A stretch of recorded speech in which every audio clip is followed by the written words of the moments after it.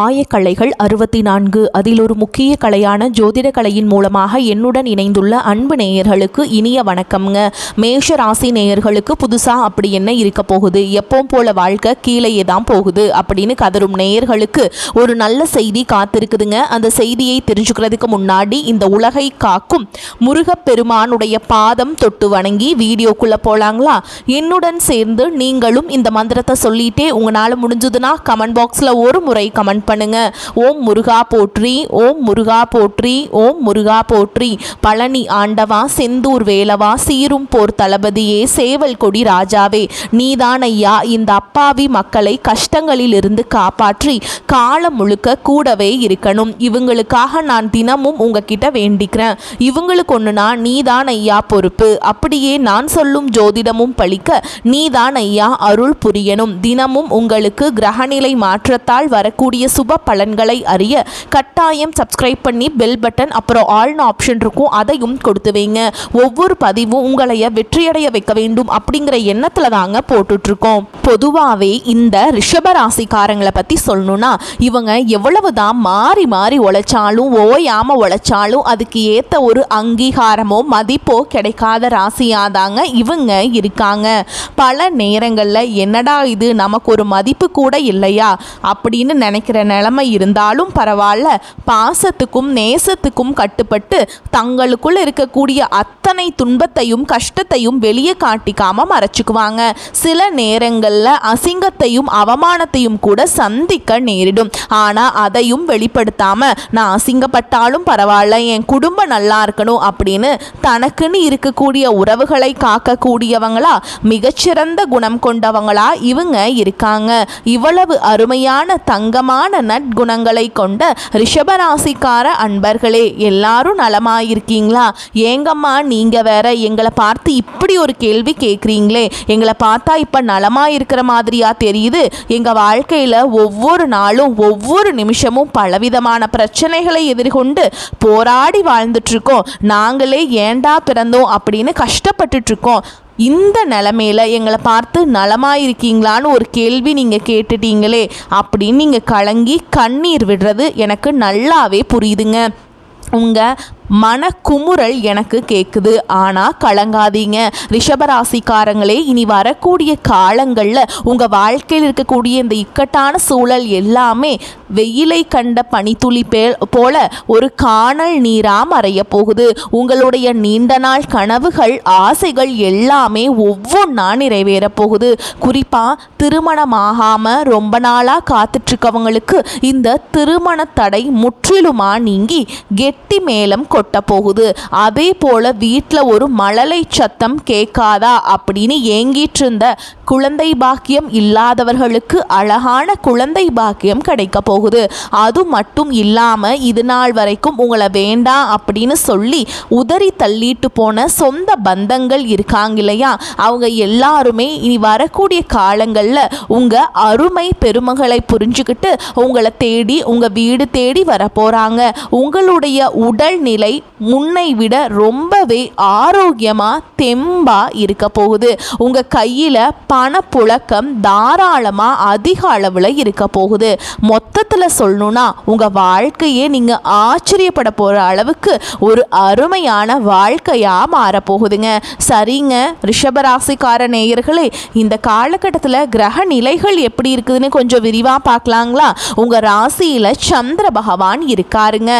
தன வாக்கு குடும்பஸ்தானத்துல குரு பகவான் அமர்ந்திருக்கார். சுகஸ்தானத்துல ஞானக்காரகன் கேது பகவான் இருக்காருங்க. கொஞ்சம் கவனிக்கக்கூடிய விஷயம் என்னன்னா அஷ்டமஸ்தானத்துல சூரிய பகவானும் புதன் பகவானும் சுக்கிர பகவானும் கூடவே செவ்வாய் பகவானும் சேர்ந்திருக்காருங்க. தொழில் ஸ்தானத்துல கர்மகாரகன் சனி பகவானும் ராகு பகவானும் இருக்கிறாருங்க. ராசி மண்டலத்துல இரண்டாவதா இருக்கக்கூடிய ஒரு கம்பீரமான ராசி தாங்க நம்மளுடைய ரிஷபராசி. இந்த ரிஷபராசியில கார்த்திகை நட்சத்திரத்தோட 2, 3, 4 பாதங்களும், ரோஹிணி நட்சத்திரம் முழுவதும், மிருகசீரிஷ நட்சத்திரத்தோட 1ஆம் பாதம் 2ஆம் பாதம் இதெல்லாம் இந்த ராசியில அடங்குங்க. ரிஷப ராசிக்காரங்களுடைய ராசி அதிபதி யாருன்னு பார்த்தீங்கன்னா அது சுக்கிர பகவானுங்க. ரிஷப ராசிக்காரங்களுக்கு நட்பு ராசியாக, அதாவது சாதகமான ராசியாக இருக்கக்கூடியவங்க யார் யாருன்னு பார்த்தீங்கன்னா மிதுனம், மகரம், கன்னி, கும்ப ராசிக்காரங்க தாங்க.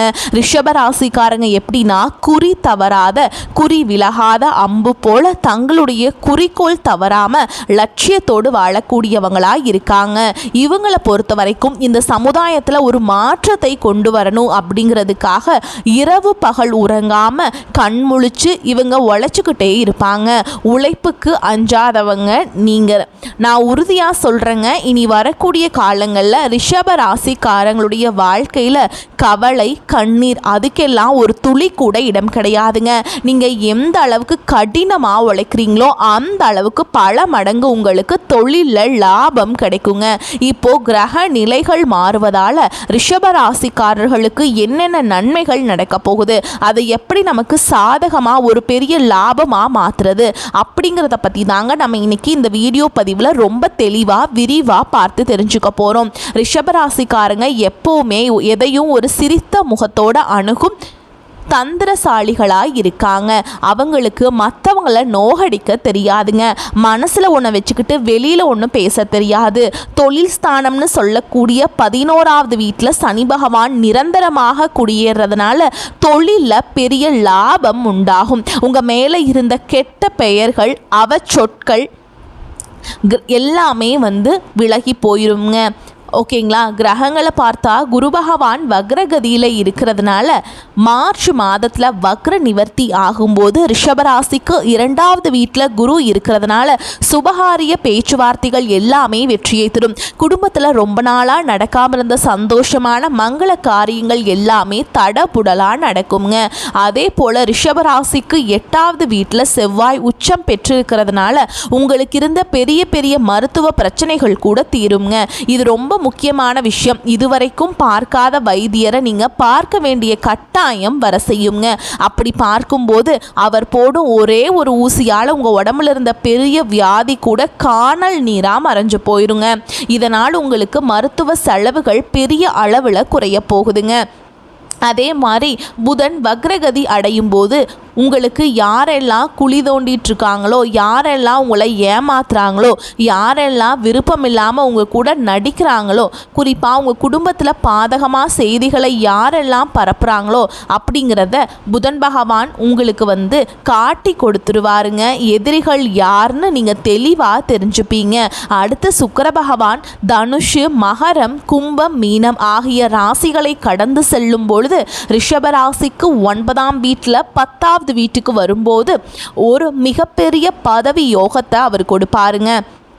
அப்போ எல்லாமே விலகி போயிடும். மற்றவங்க கிட்ட இருந்த நம்பிக்கையை பெறக்கூடிய ஒரு அற்புதமான நேரமாக இந்த நேரம் உங்களுக்கு இருக்குங்க. இப்போ இந்த நன்மைகள் எல்லாம் நடக்கிறதுக்கு ஒரு சின்ன பரிகாரம் சொல்கிறேன், குறிச்சிக்கோங்க. பரிகாரமாக ஒரு 11 மிளகை எடுத்துக்கோங்க. அதை ஒரு சிகப்பு துணியில் கட்டி கால பைரவருக்கு தேய்பிறை அஷ்டமி அன்னைக்கு நெய் தீபம் போடணுங்க. இது ரொம்ப சக்தி வாய்ந்தது. அதே போல் அபிராமி அந்தாதியில் இருக்கக்கூடிய 2வது பாடலை நீங்கள் தினமும் படிக்கணுங்க. இன்னொரு முக்கியமான பரிகாரம், எலுமிச்சம்பழத்தை 2ஆ வெட்டி அதில் குங்குமம் வச்சு உங்கள் வீட்டில் 3 முறை சுற்றி வாசலில் பிழிந்து விடுங்க.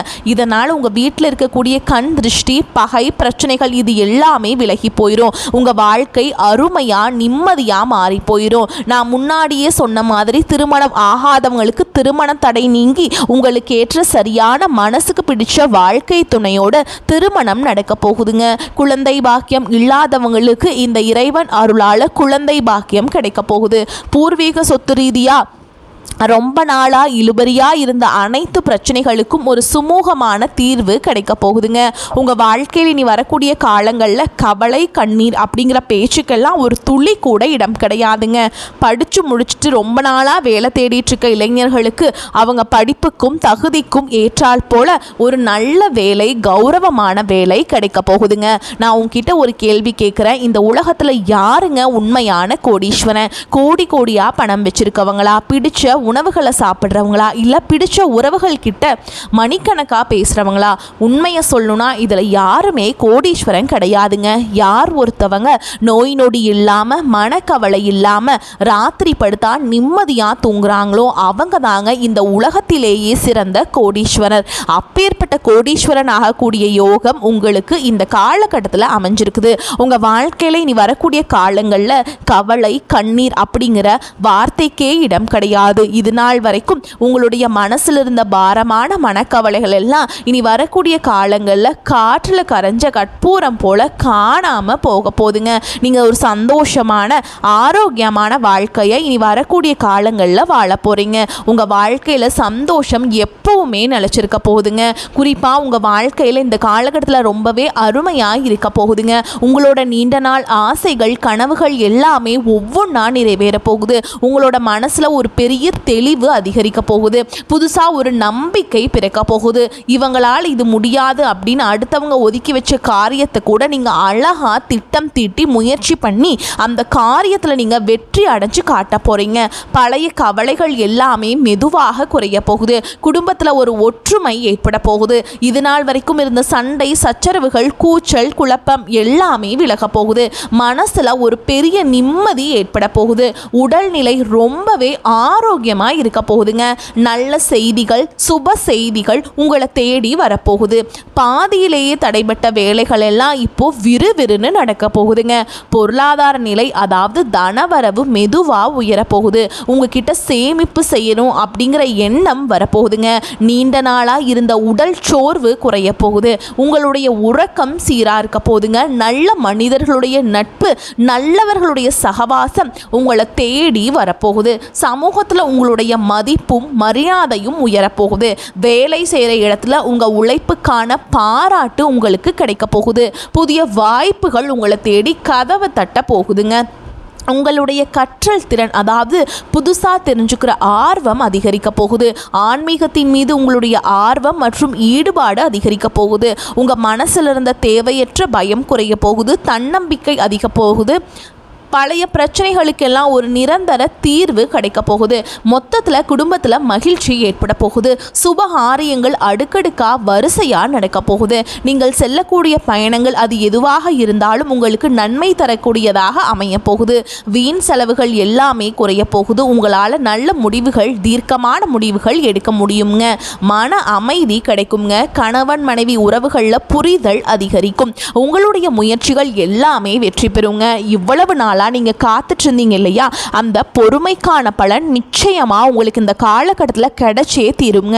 நீங்க எதிர்பார்த்த உதவி சரியான நேரத்தில் உங்களை தேடி வரும். எதிர்கால நம்பிக்கை அதிகரிக்கும். உங்க வாழ்க்கையில சந்தோஷம் என்னைக்குமே நிலைச்சிருக்க போகுது. உங்களுடைய ஆசைகள் கனவுகள் எல்லாமே படிப்படியா ஸ்டெப் பை ஸ்டெப்பா நிறைவேற போகுது. உங்களுடைய வாழ்க்கையில இது நாள் வரைக்கும் இருந்த அனைத்து கஷ்டத்துக்கும் ஒரு முடிவு ஒரு தீர்வு கிடைக்க போகுதுங்க. மனிதனா பிறந்த ஒவ்வொருவருக்கும் ஆசைகள் இருக்கதாங்க செய்யும். அது இயற்கை. ஆனால் அந்த ஆசைகளிடையே நம்ம நினைச்சா மட்டும் பத்தாதுங்க. முழு மனசோட நம்மளுடைய ஆசைகளை அடைவதற்கான வழியை ஒவ்வொரு நாளும் இன்னைக்கு என்ன பண்ணணும்னு யோசிச்சு அதற்கான திட்டங்களை தீட்டி உழைச்சிக்கிட்டே இருக்கணுங்க.